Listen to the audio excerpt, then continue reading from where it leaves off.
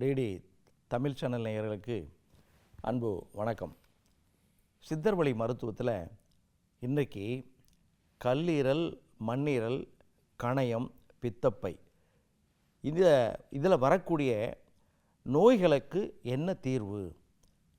எங்கே போய் யார் ஸ்கேன் பண்ணாலும் பார்த்திங்கன்னா கல்லீரல் வீக்கம் இருக்கிறது, ஃபேட்டி லிவர் அப்படின்னு சொல்லுவாங்க, அல்லது பித்தப்பையில் கல் இருக்குதுன்னு சொல்லுவாங்க, அல்லது கணையத்தில் கணையம் பாதிப்பு இருந்ததுன்னா சர்க்கரை நோய் ஏற்படும்.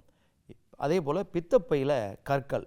இப்படி வயிற்றை ஸ்கேன் பண்ணாவே ஏதாவது ஒன்று நமக்கு புதையல் மாதிரி நமக்கு இருக்குது அப்படின்னு சொல்லுவாங்க. இது பெரிய ஒரு மன உளைச்சலாக நமக்கு இருக்கும். இந்த கல்லீரல், மண்ணீரல், கணையம், பித்தப்பை இவைகளை நாம் பாதுகாக்க வேண்டும். இதற்கு நாம் என்ன செய்யணும்? இதில் நோயே வரக்கூடாது அப்படின்னா எளிய மூலிகைகள், மிக எளிதாக கிடைக்கக்கூடிய மூலிகைகள் ஒரு 4-5 இருக்குது. அந்த மூலிகைகளை நம்ம என்ன பண்ணணும்?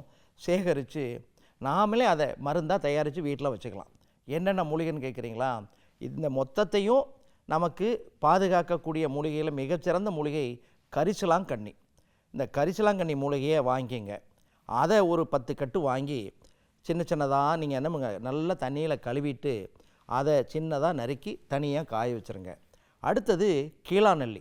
இந்த கீழாநெல்லி மூலிகையை வாங்கி அதையும் மொத்தத்தையும் வேரோடையே என்ன பண்ணுங்கள், கழுவிட்டு சின்னதாக நறுக்கி அதை தனியாக காய வச்சுருங்க.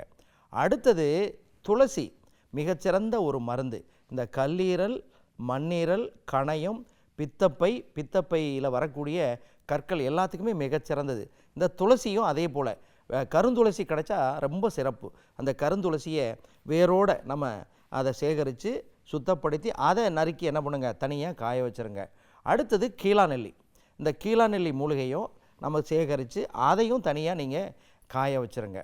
அடுத்தது ரணக்கள்ளி இலை அப்படிங்கிற ஒரு மூலிகை. ரணக்கள்ளி இலை. அந்த ரணக்கள்ளி இலை அதையும் என்ன பண்ணுங்கள், சின்னதாக நறுக்கி காய வச்சுருங்க. நல்லா காஞ்ச பிறகு இந்த மூலிகையெல்லாம் தனித்தனியாக அரைக்கணும். தனித்தனியாக அரைச்சி ஒரே எடை, இப்போ 100 கிராம் அப்படின்னு சொன்னால் எல்லாத்தையும் 100 கிராம் நிறுத்து. அதற்கு பிறகு அது அத்தனையும் ஒன்றா கலந்து வச்சுக்கணும்.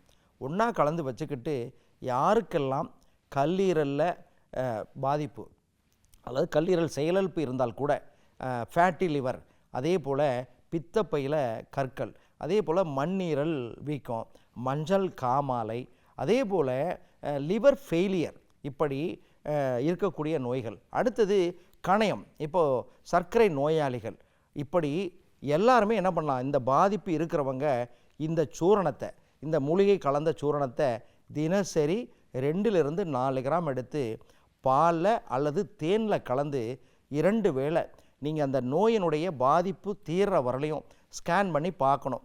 ஒரு 2 மாதம் எடுத்துகிட்டு ஸ்கேன் பண்ணி பாருங்கள். ரத்தத்தை பரிசோதனை பண்ணி பாருங்கள். லிவர் ஃபங்க்ஷன் டெஸ்ட்டு பாருங்கள். இன்சுலின் எவ்வளவு இருக்குது நம்ம உடம்புல அப்படிங்கிற பரிசோதனையை பாருங்கள்.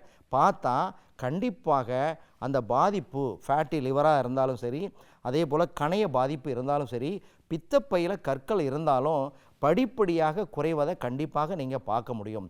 இதோடு உணவுகளை ஒழுங்குபடுத்தி கொள்ள வேண்டும். அதிகமான புளிப்புச்சுவை உள்ள உணவுகளை தவிர்க்க வேண்டும். வெளியில் விற்கக்கூடிய உணவு தின்பண்டங்களை கண்டிப்பாக தவிர்க்க வேண்டும். துரித உணவுகளை கண்டிப்பாக நாம் எடுத்துக்கொள்ளக்கூடாது. அதே போல் இது போன்ற பாதிப்பு இருக்கும் பொழுது அசைவ உணவுகளை கண்டிப்பாக தவிர்க்க வேண்டும். தண்ணியை எப்பொழுதும் காய்ச்சி வெதுவெதுப்பாக குடிக்க வேண்டும்.